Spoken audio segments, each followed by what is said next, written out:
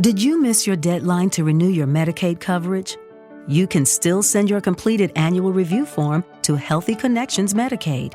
You may be assigned to another health plan, but you can ask to come back to First Choice within 60 days of renewed Medicaid eligibility. It's your family. It's your choice. First Choice is the right choice. Renew and choose us. Visit selecthealthofsc.com/renew to learn more. Thinking about starting a new fitness or weight loss program? I've got a story you have to hear. I'm Lacey Green, a super trainer with Body. I had a client who came to me because she was really frustrated that every gym or trainer she tried made her feel bad because she was a beginner. She had tried it all, and she just felt humiliated. And that's when we started working together, and I took her through my 3-week program called For Beginners Only. Once she realized that she wasn't the problem and that she just needed the right program, she started to get results, and now she's completely unstoppable and feeling so confident, and I can do the same for you. On the Body app, subscribers lose 5 to 10 pounds consistently in their first month, and I bet you will too. And right now, I'm inviting you to sign up for a 1-year subscription to Body, and I'll give you $100 of in-home fitness equipment for free. But this is a limited time offer for the next 500 beginners who want to get started. So to get your $100 in free gear right now, just go to body.com. That's body with an I.com. Again, BODI.com. This episode from the life of Sherlock Holmes will be transmitted to our men and women overseas by short wave and through the worldwide facilities of the Armed Forces Radio Service. Petri Wine brings you Basil Rathbone and Nigel Bruce in the new Adventures of Sherlock Holmes.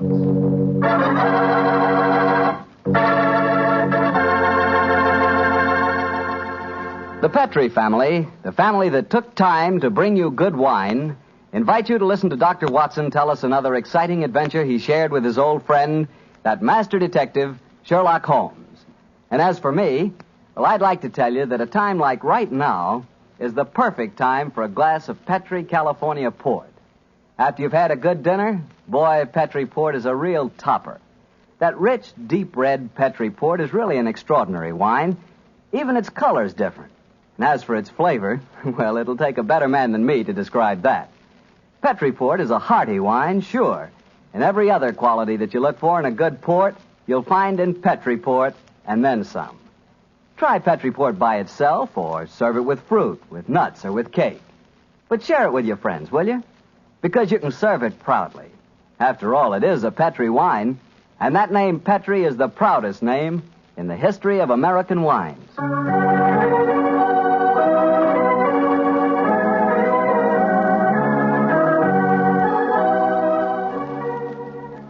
And now let's visit our old friend and host, Dr. Watson. Good evening, Mr. Bartell. Good evening, Doctor. Settle yourself down and get your pipe going. Thanks. Doctor, last week you told us that tonight's story took place in the Casbah at Algiers. Yes, the Casbah. I remember it as the place of countless streets winding up and down, past colorful cafes where 100 tongues were spoken.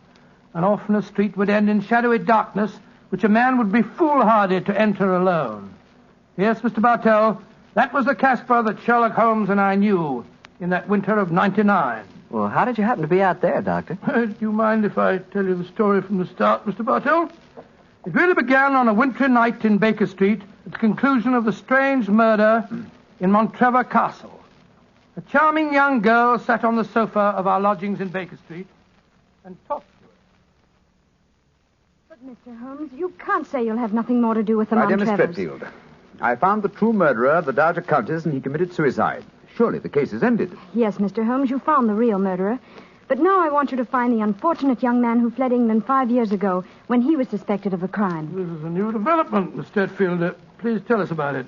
It's Douglas Milton that I'm talking about. Oh, yes. He was the heir to the title, wasn't he? Yes, Mr. Holmes.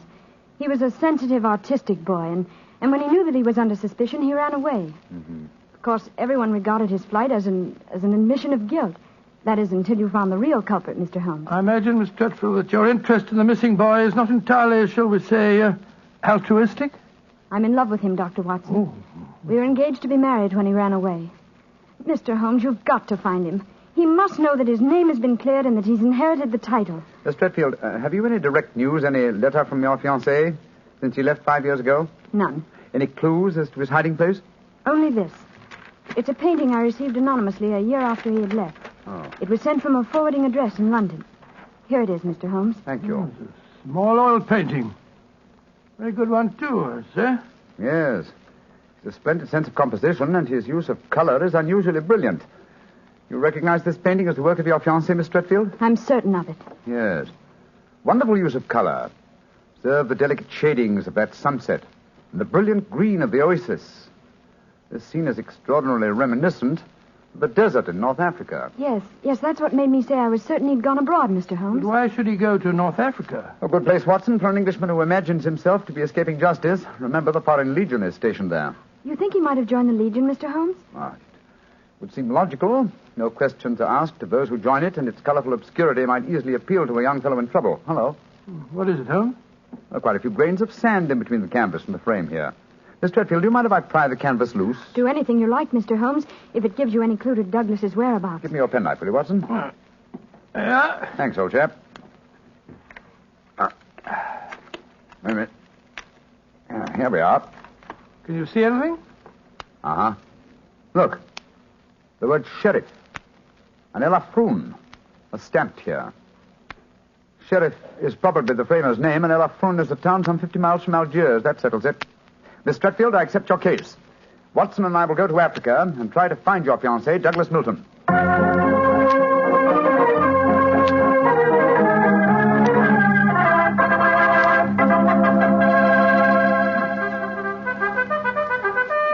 Monsieur Sherlock Holmes and Dr. Watson. I have heard of you so often, but I never thought I should see you here at the headquarters of the Foreign Legion. What can I do for you, gentlemen? Well, Colonel Brisson, I'm trying to trace an Englishman who has been missing during the past 4 years. I have reason to believe that he might have joined the Legion. Yeah, I shall look in my records. Let me see. 4 years ago would be 1895. If Sherlock Holmes is tracking him, then I suppose he was in trouble in his own country. If he was in trouble, he might easily have come to us. We ask no questions. 97, 96, 95. In that year, 3 young Englishmen joined us. One of them died of dysentery 2 years ago in Cedar Raji. One of them deserted 18 months ago, and we have been unable to trace him. The third is my adjutant who brought you into my office just now. And he is, I would say, about 3 inches shorter than Douglas Milton. And men do not shrink in the Foreign Legion, eh, Colonel? They do not, Monsieur Holmes. And the fellow who deserted must be our man. Unless it's the one who died of dysentery. Colonel de Brisson, how would you advise us to set about trying to find a deserter? Monsieur Holmes, there's only one place in Algeria where a man can hide from the Foreign Legion and remain hidden. Oh, and what's that place? The Casbah in Algiers. Then that's our destination, Watson. Be very careful, please, gentlemen. The Casbah is a place where the law is exiled. The police have no jurisdiction there. The only rule is that of strength, violence, and trickery. We shall be very cautious, I assure you. Goodbye, Colonel de Brisson, and thank you for your help.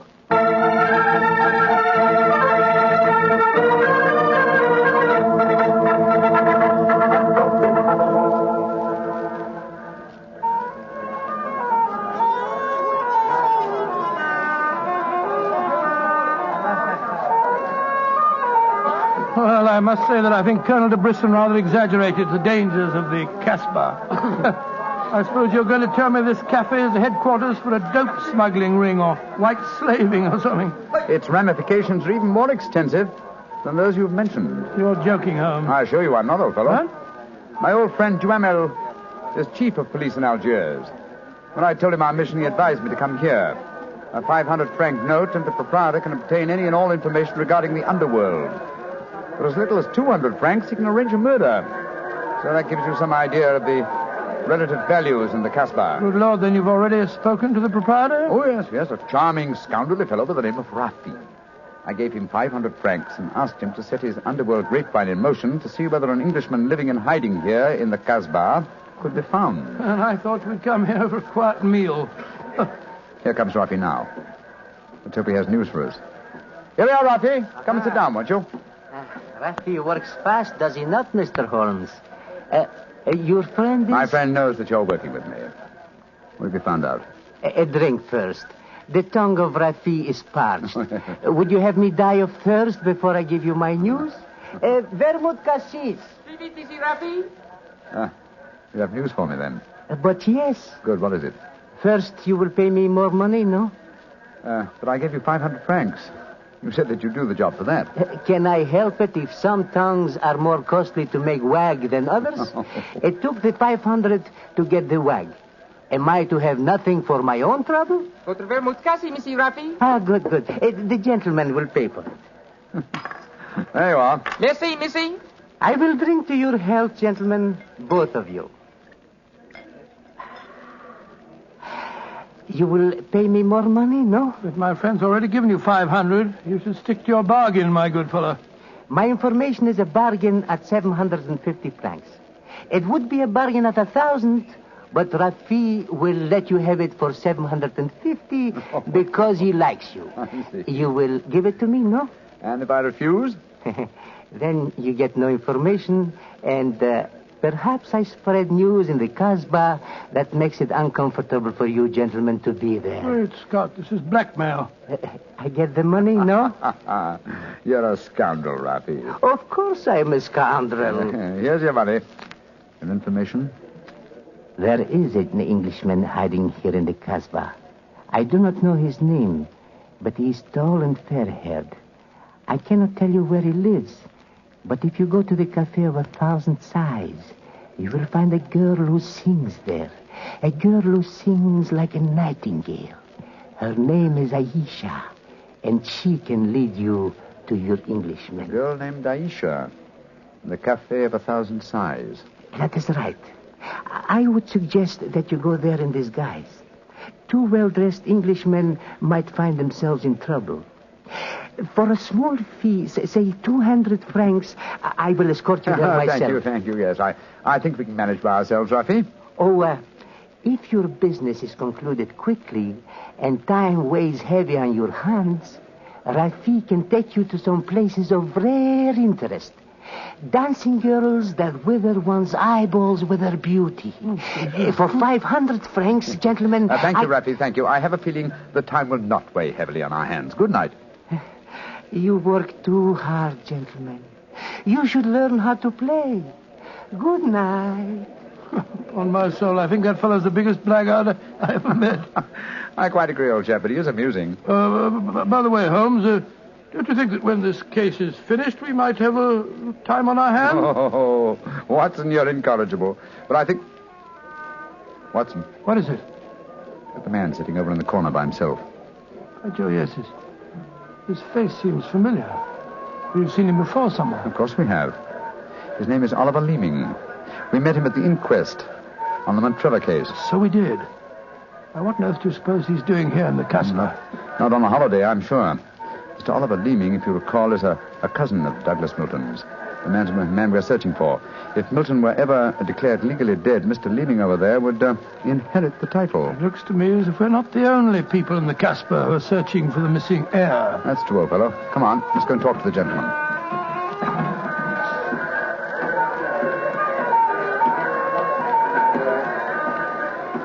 Mr. Oliver Leeming, how very odd to meet you here. Well, Sherlock Holmes and Dr. Watson, won't you sit down? Thank you. World's a small place, isn't it? Or has somebody said that before? I wondered if you'd spot me over here in the corner. Oh, you saw us then? Of course. You seem to be in such deep conversation with that scoundrel Rafi. I didn't like to disturb you. Very considerate of you, I'm sure. Why are you here, Mr. Leeming? Oh, I'm making a business trip. This is my day off. As I recall it, you're in the publishing business. Correct. What a memory you have. It seems peculiar that you should be on a business trip here. Are you planning on opening a publishing house in Algiers, or are you searching the Casbah for new authors? Why not? I'm a great believer in encouraging new talent.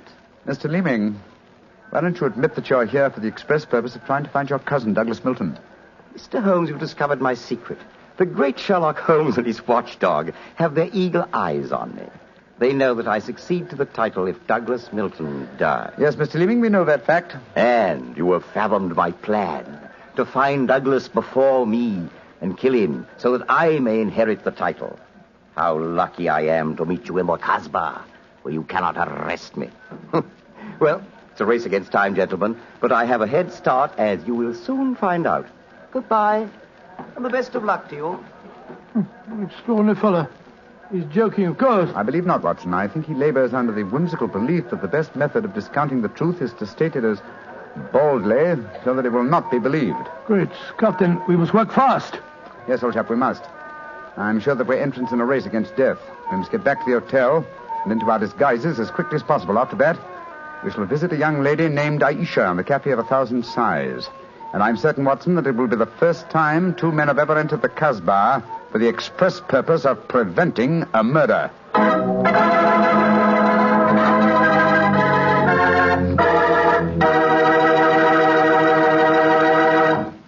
We'll hear the rest of Dr. Watson's story in just about a second, which gives me time to remind you that if you like the flavor of big, plump, juicy Muscat grapes, you'll love the flavor of Petri California Muscatel. What a wine. Petri Muscatel is the perfect after-dinner wine.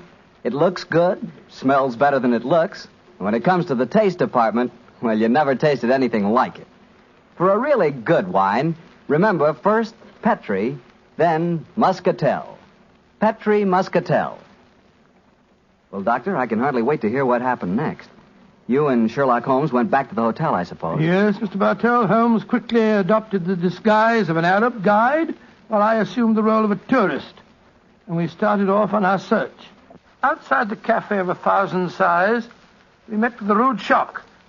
Good Lord. It's the fellow we met in the cafe. Yes, Oliver Leeming, with a knife between his shoulders. He's dead, Holmes. Shouldn't we get into touch with the police? What can they do? Remember, there is no law in the Casbah. In any case, this man is beyond our help. Our job is to protect the living. Come on, old fellow. Let's go to the Cafe of 1,000 Sighs and find this girl, Aisha. The girl, Rafi says, sings like a nightingale. Comme un oiseau qui chante, je l'appelle ma petite bourgeoise. Ma ton kiki, ma ton kiki, ma ton quinoise. Il y en a d'autres qui me font le doux yeux, mais c'est elle que j'aime le mieux.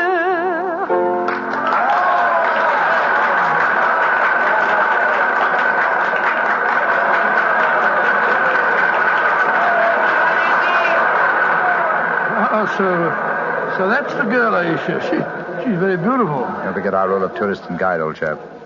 Master, would wish to meet this Aisha? Very much indeed. I will see if it can be arranged, Master.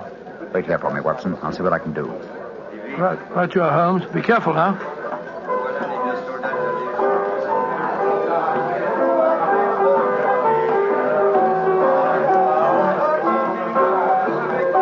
Mademoiselle Aisha? What you want, greasy one? There is an Englishman at the table over there. He wishes to talk to Aisha.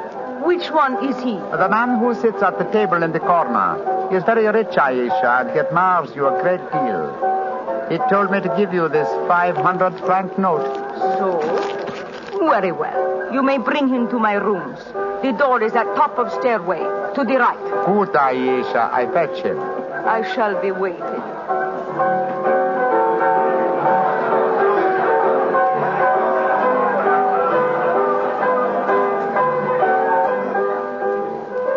Aisha will see you, Master. Follow me, please. Oh, very well. I hope you know that you're going to handle this, Holmes. Don't worry, Watson. In this case, I think honesty will be the best policy. Well, I'm not so sure. This place is a thieves' kitchen if ever I saw one. You better be careful. First door to the right at the top of the stairs. This is it. Come in. Oh, come and sit over here, Mr. Englishman. Greasy one, you may leave us. Mademoiselle, I may as well tell you at once that I am not an Arab guide. My name is Sherlock Holmes. What do you want with me? Why you trick your way in here? Don't be frightened, mademoiselle. I can explain our mission in a very few words. My friend and I have come in search of an Englishman by the name of Douglas Milton. We have good news for him. What make you think I might know of him? A gentleman by the name of Rafi suggested that you might. What is your good news for this Englishman? That he has been cleared of suspicion of murder and that he is the rightful Earl of Montrevor.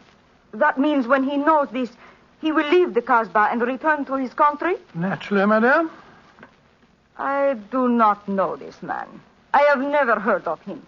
Here is your 500 francs. Goodbye. Not so fast, Aisha, mon petit chou. I've been listening from behind these curtains. Gentlemen, allow me to introduce myself. My name is Douglas Milton. Douglas Milton, we found you at last. It gives me infinite pleasure to have succeeded in my mission. How do you do, sir? This is very exciting. Yes, I think the occasion calls for a drink. What will it be, gentlemen? Well, I think a glass of port would be very nice, sir. Yes, it would be the most appropriate for toasting the new Earl of Montrevor. Splendid. Aisha, bring glasses and a bottle of port and some creme de menthe for me. You are not going to England. I will never let you leave me. Oh, stop being so melodramatic, Aisha. Please bring 2 bottles and some glasses. Very well. I am sorry. Mr. Holmes, I can't tell you how I appreciate your trouble in coming all this way to find me, but, well, I must tell you at once, there's one problem that makes it difficult for me to leave this country. You see, I deserted from the Foreign Legion. Yes, we know that, my boy. In fact, that's how we first got onto your trail. I shouldn't let that fact worry you, Mr. Milton. I'm certain the British consul in Algiers can arrange to have any charges dropped against a peer of the realm. Oh, well, I never thought of that. Here are the bottles. You must excuse the glasses, gentlemen. Tumblers are hardly correct, I suppose, but... Well, they won't spoil the flavor, I'm sure. 2 glasses of port and creme de menthe for me. Only 3 glasses, Aisha? Bring a glass for yourself. I do not wish to drink. And I insist that you do. Bring a glass, Aisha. Why should I drink if you are leaving? Mr. Milton, do you know Oliver Leeming? Of course, he's my cousin. Yes, he came here half an hour ago and threatened me. Did you also know that he's lying dead in the street? Murdered? Well, yes, I did. If we went in the Casbah, I wouldn't tell you this, but Aisha stabbed him. She followed him when he left here. He killed him and then slipped back just in time to sing a song a few moments ago. Oh, you needn't look so shocked, Dr. Watson. Life is cheap in the Casbah, and Aisha is a girl of violent passions. Come on, let's drink. A toast to the new Earl of Montrevor. Oh, excuse me, sir. You took the wrong glass. You were drinking my port. Oh, silly mistake. I can't bear port. Very un-English of me, I'm afraid, but, well, after all these years, I don't feel particularly English. In fact, I'll probably find it very hard to adjust myself to the old life when I go back. Or perhaps I should say, if I go back. Since you feel that way about it, Mr. Milton, why go? You can claim the title and the revenues of the estate without leaving Algeria. You could stay here and live on the income. I didn't realize that would be possible. You sure I could do that? Oh, yes, I'm quite certain of it. But if you doubt my word, I suggest we all adjourn to the British consulate in Algiers. They can put you straight on the matter. That's a good idea. Let's go over there at once. Now I have been listening to you, my friend. You are planning to leave me. Once you go from the Casbah, I shall never see you again. Put down that knife, Aisha. I will not let you go. You belong to me. If you try to leave me now, I will kill you. Put down that knife, Aisha. You've done enough damage for one night. Why you... Put it down, you fool. Put it down. Let me go. Let me go. She twisted the knife on herself as she fell. Holmes, help me turn her over. She's dead, Mr. Milton. Poor Aisha. It's a bloody path that leads to the Montrevor title, sir. I suggest that we see that this poor girl's body is taken care of. And then go to the British consulate without any further delay.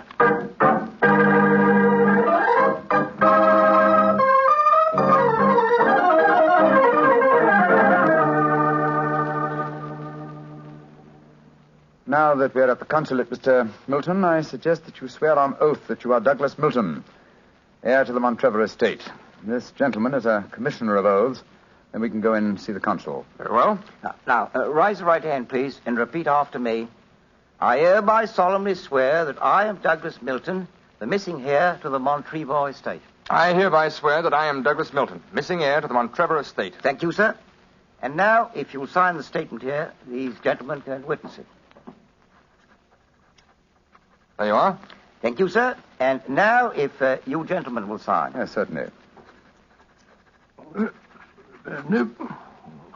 Thank you, gentlemen.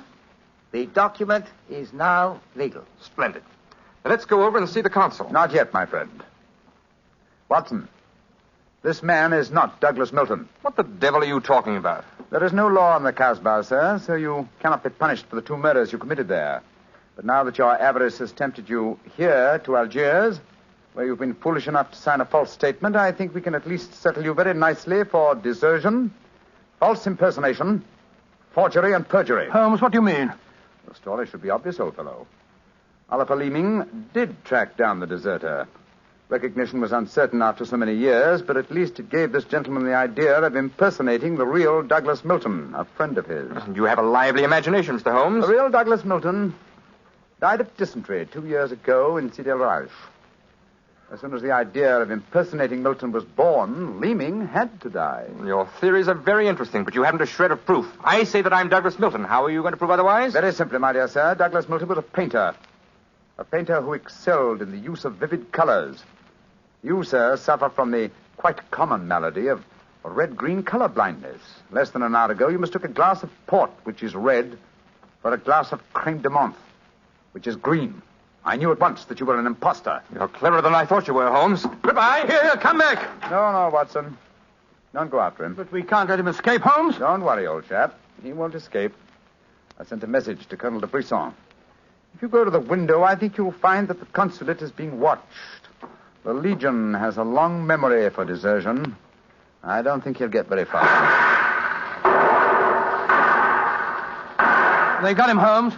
Shot him as he was trying to run away. A just death for him. He lived a life of violence and treachery, Watson. It's only fitting that he should die in the same manner.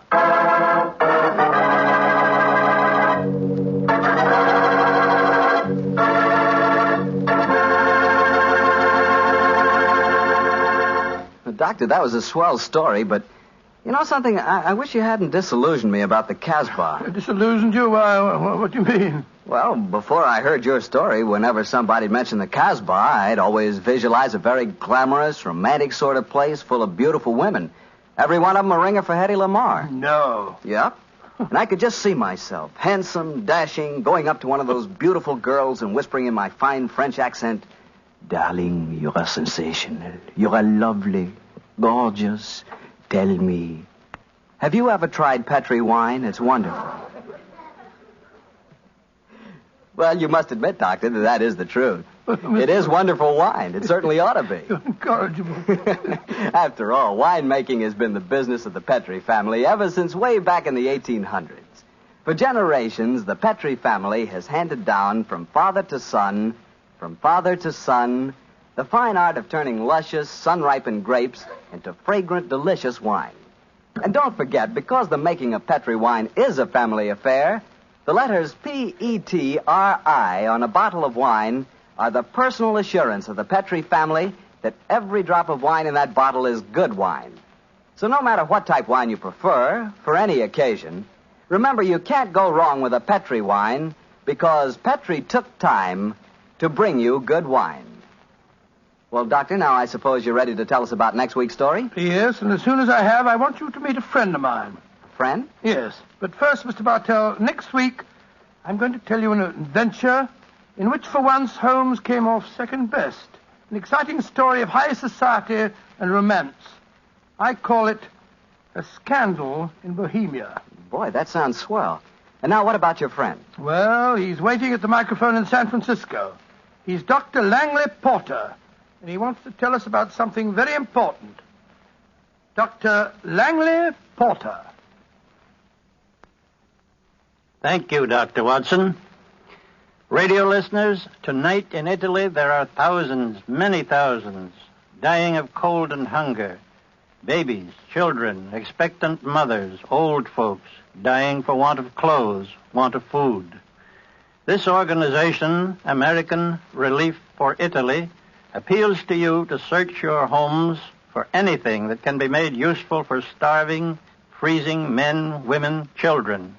Clothing, layettes for babies, diapers, shoes, food, surgical supplies, but above all, clothes, clean clothes, fit to wear. Take them to the nearest fire station. That your gifts will reach the Italians who need them, you may be sure. Americans of this organization will distribute the packages in Italy through the Italian Red Cross, the Catholic Relief Organization, the League of Italian Women, the Confederation of Italian Labor, and the Italian government. In California, rationing has gone. Christmas comes.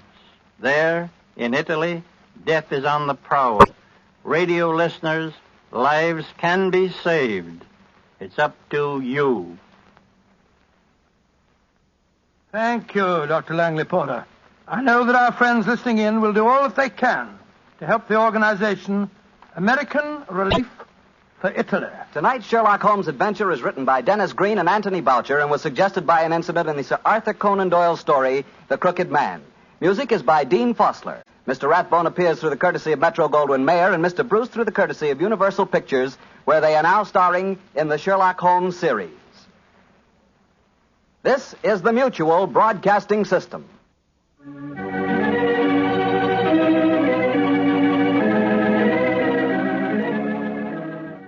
Hello, it is Ryan, and I was on a flight the other day playing one of my favorite social spin slot games on ChumbaCasino.com. I looked over at the person sitting next to me, and you know what they were doing? They were also playing Chumba Casino. Coincidence? I think not. Everybody's loving having fun with it. Chumba Casino is home to hundreds of casino-style games that you can play for free anytime, anywhere, even at 30,000 feet. So sign up now at ChumbaCasino.com to claim your free welcome bonus. That's ChumbaCasino.com and live the Chumba life. No purchase necessary. VGW. Void where prohibited by law. See terms and conditions. 18+. With the Lucky Land Slots, you can get lucky just about anywhere. This is your captain speaking. We've got clear runway and the weather's fine, but we're just going to circle up here a while and get lucky. No, nothing like that. It's just these cash prizes add up quick. So I suggest you sit back, keep your tray table upright, and start getting lucky. Play for free at LuckyLandSlots.com. Are you feeling lucky? No purchase necessary. Void where prohibited by law. 18+ terms and conditions apply. See website for details.